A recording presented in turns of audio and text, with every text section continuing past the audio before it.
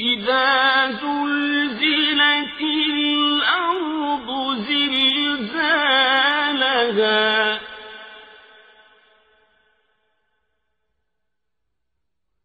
وأخرجت الأرض أثقالها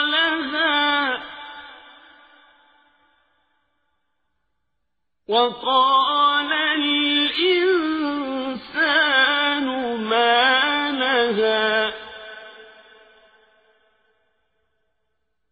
يومئذ تحدث أخبارها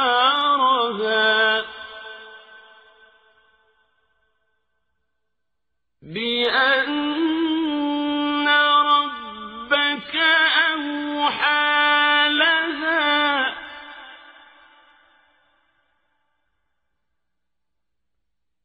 يومئذ يصدر الناس أشتاتا ليروا أعمالهم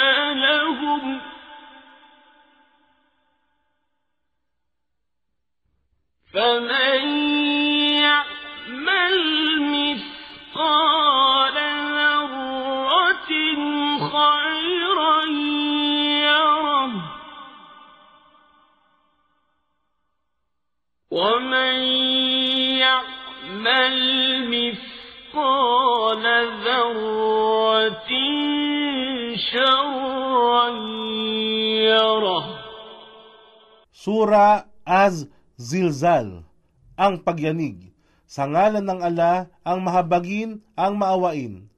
Kung ang kalupaan at sukdulang mayanig sa kanyang huling paglindol, at kung ang kalupaan ay magluwan ng kanyang mga nilalaman, at ang tao ay magsasabi, ano kaya ang nangyayari sa kanya?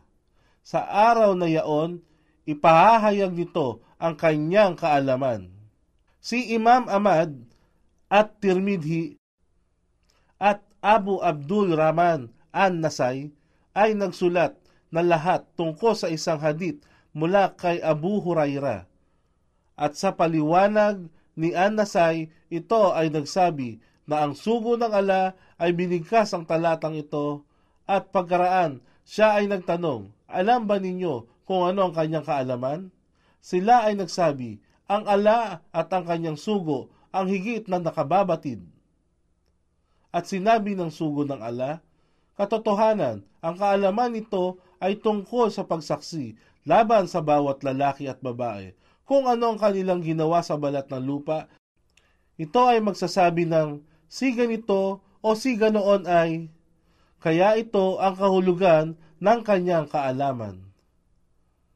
Sapagkat ang iyong Rab ay magbibigay utos sa kanya upang ito ay magkaroon ng kakayahang magsalita. Ayon kay Ikrima, sinabi ni Ibn Abbas na ang Panginoon, Allah, ay magsasabi o mag-uutos sa kalupaan na, magsalita ka kaya? Ito ay magsasalita.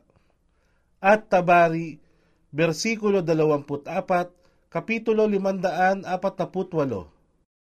Sa araw na yaon, ang sangkatauhan ay magsisihangos sa hiwa-hiwalay na pangkat upang ipakita sa kanila ang kanilang mga gawa.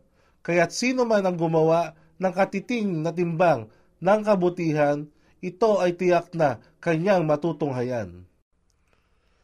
Sa Sahih Bukhari, itinala ayon kay Adi na ang sugo ng Ala ay nagsabi, matakot sa apoy.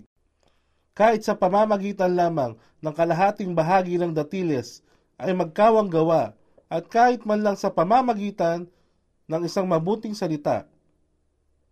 At maging sa Sahih Muslim, siya, Adi, ay nagsalaysay mula sa sugo ng Ala na nagsabi, huwag maliitin ang anumang gawang kabutihan, kahit man ito ay pagbibigay ng inuming tubig sa lalagyan ng sino mang umahanap ng maiinuman, o kaya ang pagtanggap sa iyong kapatid na may kaaya-ayang ngiti sa muka.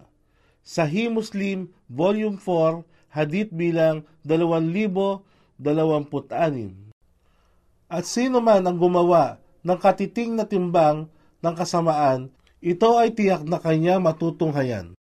Itinala ni Imam Ahmad mula kay Af bin al-Harith at Tufail na sinabi ni Aisha sa kanya o naging sinabi sa kanya ng sugo ng ala na, "O Aisha, mag-ingat ka sa mga kasalanan na itunuturing na maliit sapagkat tunay na ang mga ito ay binibilang ng ala."